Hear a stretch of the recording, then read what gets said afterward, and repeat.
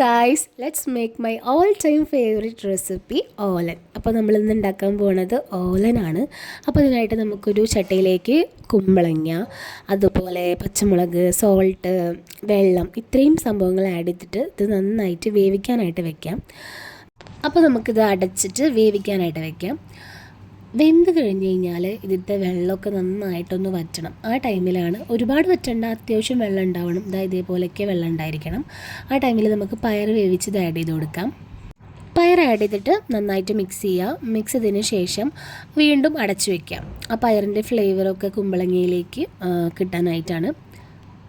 മൂടി വെച്ചതിന് ശേഷം നമുക്ക് ഒരു 5 മിനിറ്റ് കഴിഞ്ഞിട്ട് തുറന്ന് നോക്കാം.